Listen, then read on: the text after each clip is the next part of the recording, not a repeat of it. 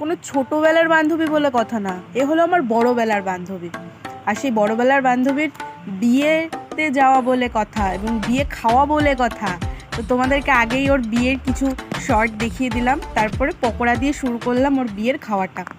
জানো তো, ওই খেতে খেতেই তোমাদেরকে একটা কথা বলি, ওর সাথে আমার বন্ধুত্বটা ছোটোর থেকে না হলেও বড়োর থেকে যেহেতু শুরু হয়েছে, কিন্তু বন্ধুত্বটা যেন খুব গভীরে চলে গেছিলো।